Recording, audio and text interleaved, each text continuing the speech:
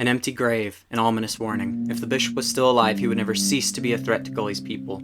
During the season of rain, the Gammons recruited the help of the Frost Giants, promising the Giants food from their next harvest. Gully led the proceedings as a mediator, and ensured there would be enough food to feed the giant younglings in return for receiving their help in destroying the bishop. The Frost Giants left behind their women and children, but made them all promise to leave without them if they didn't return by the end of the season.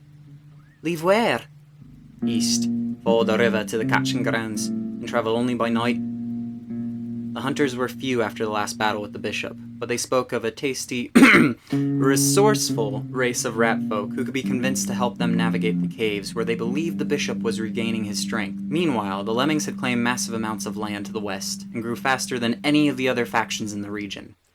Already a vast society, they believed the outsiders at their door to be an enemy.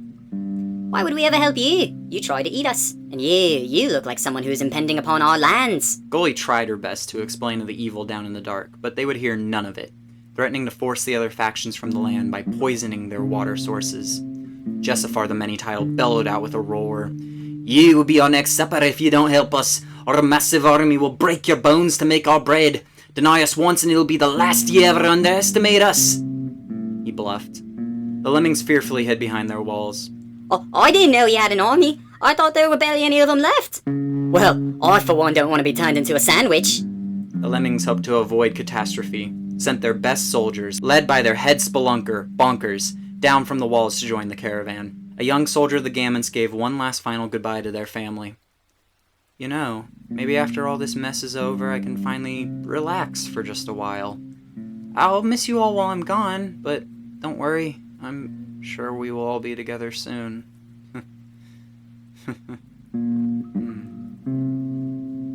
Harsh rains poured down from the skies above, finally melting the thick snow coating the ground and creating a muddy pathway.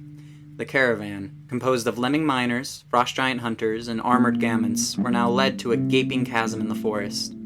Did it grow? Nonsense, no need to worry. This will be a quick expedition to kill a man who caused so much pain. Justice for our people's souls! Honestly, this seems like a bit of overkill for just one man. There's something our leaders aren't telling us. The group descended the slick cavern until they could no longer hear the rains above. A lemming scout, sent ahead, rushed back to the group. I think I saw him, just around this tunnel bend. Bonkers patted the scout in the back and plodded over to the tunnel bend.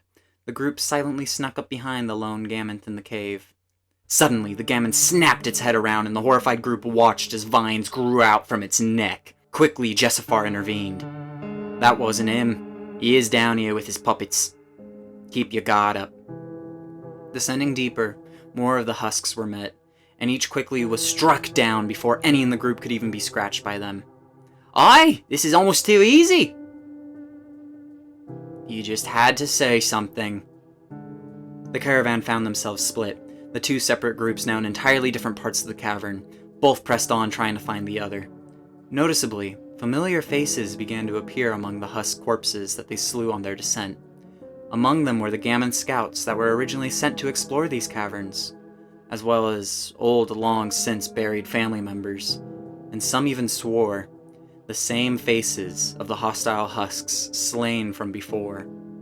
The steady stream of dead from the darkened corridors and shafts of the tunnel continued to pelt the now divided groups, and after each wave, a flickering of the torches would completely reorganize the two.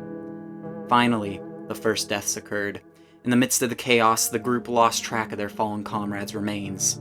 The bodies had already been pulled by black vines into the rocky floor below.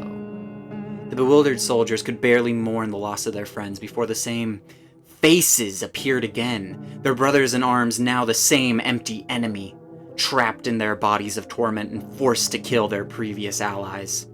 After many days, the waves of enemies, almost pumping dramatically from deeper below, had worn the group down and killed so many that they were unable to sleep without an attack.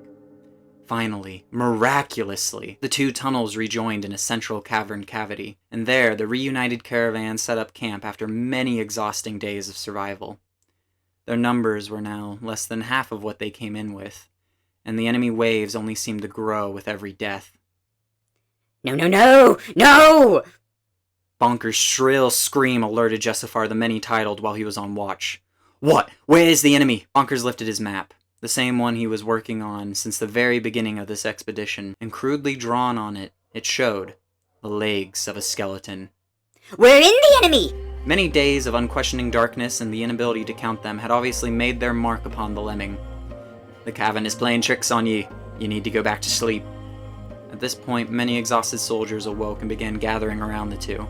Sleep, sleep! How can you sleep with the beating, the pounding of the tunnel walls? I hear it every night.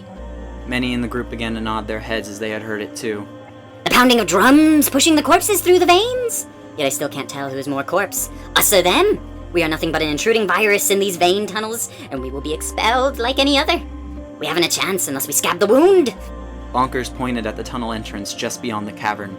The spine. We must rupture it. Not a moment to waste. Quickly, quickly now, for nothing awaits you beyond that but one narrow hallway. Certainly, to nothing other than our deaths.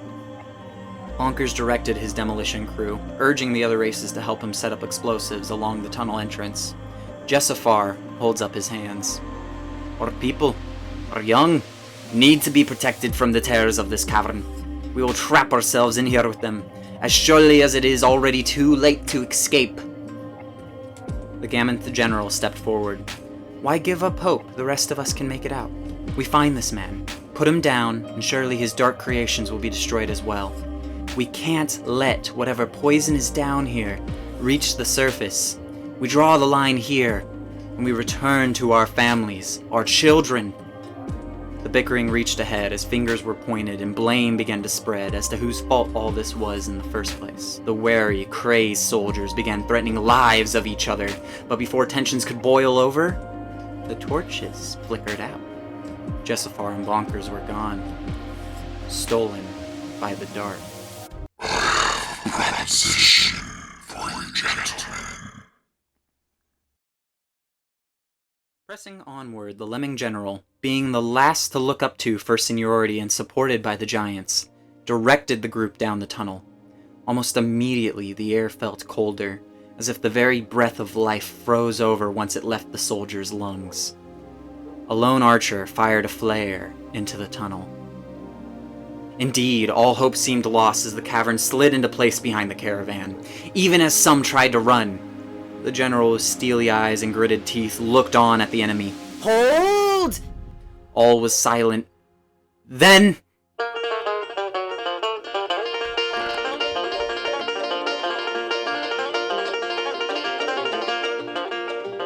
Hey, Daddy, didn't you know Mama Mary and Cousin Joe? Where did you come from? Where did you go? Where did you come from, Cousin Joe?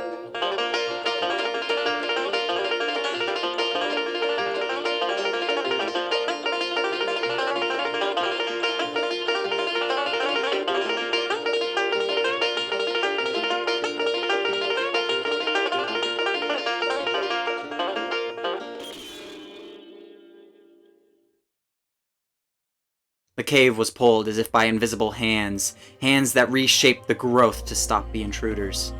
This is it! The vines ripped themselves apart, allowing a gap for the group to squeeze through. Go! Go now! Most make it through, but the frost giants see the rising hordes. They turn, slowly, and smile. For Jessafar! The tunnel bottlenecks into a hole so small that the group can barely crawl through on their hands and knees. For what feels like hours, the group crawls, the walls surrounding them on all sides, sometimes beating with a soft pulse. The sound shakes the group to their core, realizing it is the sound of a beating heart. Suddenly, the scream of a lemming at the back of the line echoes against the narrow walls, and the tunnel begins to collapse. Screaming and crawling on all fours, the group in a panic rushes towards the tunnel exit, wriggling like worms and being crushed one by one.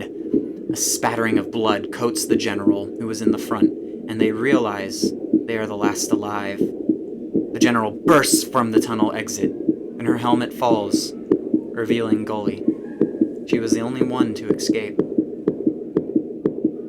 In your hearts, you needed to take my life, didn't you? You left your own child. How pitiful. Well, come do what you came to. Gully.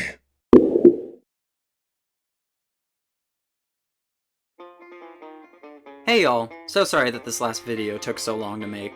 I've been busy moving to a new city and getting my bearings here, but don't worry, I fully plan to finish this video series within this year. I'm also really looking forward to making some other series on this channel, including ideas on explanation videos, guest speakers, and even a fully animated short or two within the coming years. In the meanwhile, if you want to see those videos sooner, and even get your hands on your own Fate of Empires board game, the link to my Patreon is down below in the description. Until then, may your enemies bow low and your empires stand tall. Happy world building!